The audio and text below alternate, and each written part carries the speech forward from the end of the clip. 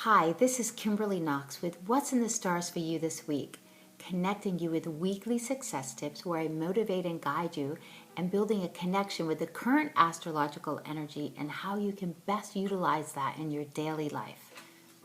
Well, happy Groundhog's Day to everyone and happy Super Bowl Sunday. I guess we can all say that things were a little bit unpredictable. And we certainly weren't expecting that kind of performance from Peyton Manning. And we'll all be watching this on ESPN for the next month or so, I'm certain. But if you asked me in advance what I thought about the day with the energy, I would have just said that things might not go as planned. The moon has been void all day after it made a connection with Saturn this morning. But the moon has been in Pisces the last 2 days, and I just love the sign of Pisces. I'm constantly reminded of the energy of Pisces. Many people in my family are Pisceans, and I have a gorgeous daughter who reminds me of the vibration of compassion and unconditional love and sensitivity and inspiration. And from a bigger standpoint of manifesting our dreams, it's about being to have a vision and to be inspired by things that we can't see and bring that forth the way great inventors and entrepreneurs are able to do. And just the fact that we have been able to these last few days or pay attention to if things kind of evoked emotion in you, because ever since November the 1st, the heart chakra has been set off by the activity of Venus, and the heart chakra deals with the heart and the love and compassion within us, and we are not able to even get to that without having emotion.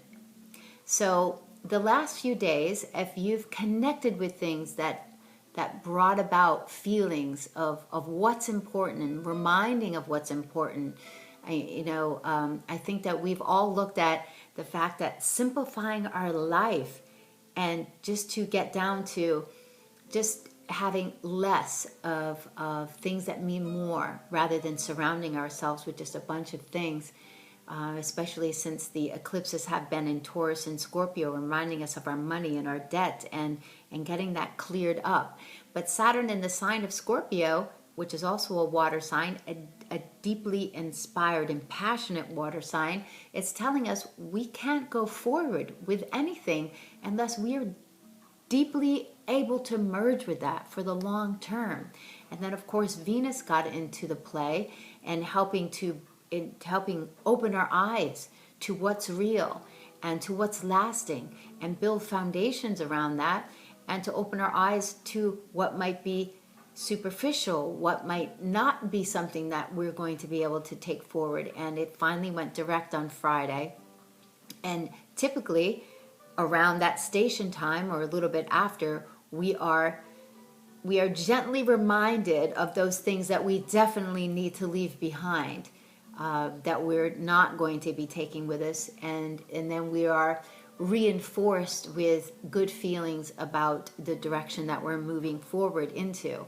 And I just think it's beautiful that the Piscean energy was around that, because deeply right now, with this grand water trine in the sky, and that sounds great, and it is great, but with Jupiter in the sign of Cancer, it's all about family. It's about emotional security and this deep container of support to help guide us and push us into the new. And that's just been the energy of the last few days. So within the next few minutes here, the moon is going to be going into Aries and everything is going to be shifting. So things speed up really quickly. This is really good for business though, and what I always see is that the phone is ringing. People want stuff done. When the moon is in Aries, everybody wants their own agenda taken care of. That's why when you're driving, people are a little more testy, but things happen fast. People drive fast, people talk fast, people get aggravated, people call you that are angry. By tomorrow afternoon, the theme in the air will be surprise, it will be expansion, it'll be pushing forward with focus and intense. intensity. So the way to combat, there's always going to be people that can be bitter and angry, and they're just never going to change. So the only way that you can deal with them is through balance and cooperation. So you be the person that is acting from Libra, because that's where Mars is right now. So it's bringing up all of these relationship things and cooperation, where we need cooperation and balance, and how we attract cooperation and balance into our lives. So the next few days will be action packed, but that's always great because we get stuff done. So it's fast and furious for the next few days.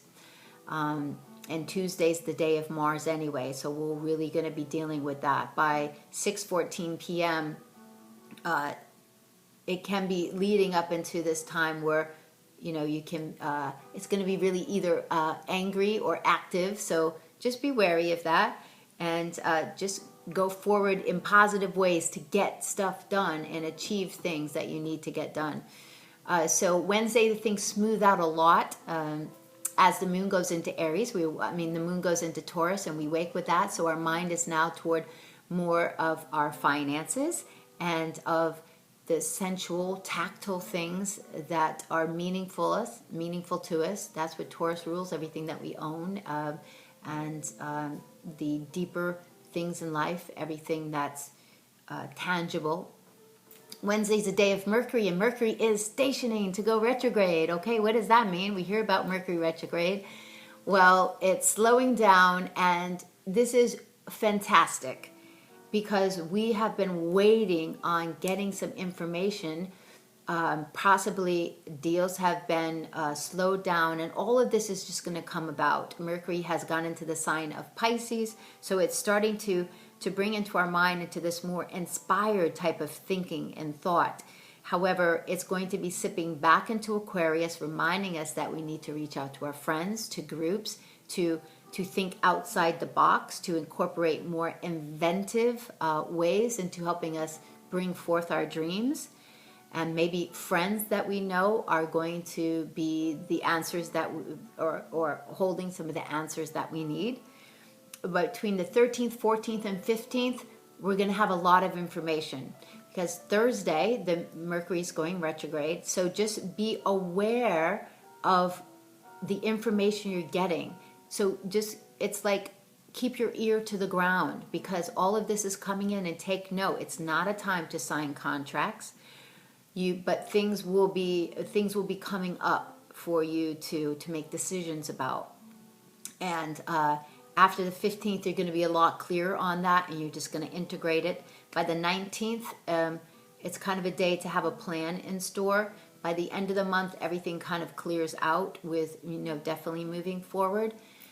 But it's a really exciting time. And then this is really going to be focused on by Friday, Saturday, and Sunday, because the moon's going to be in Gemini. So Gemini is the ultimate sign of curiosity and communication and making connections. They are brilliant at knowing somebody that knows somebody that you need, because they're the word on the street. And I just love that about the sign of Gemini. So wherever you are, reach out, communicate, talk about what you need, and that information is going to be coming to you.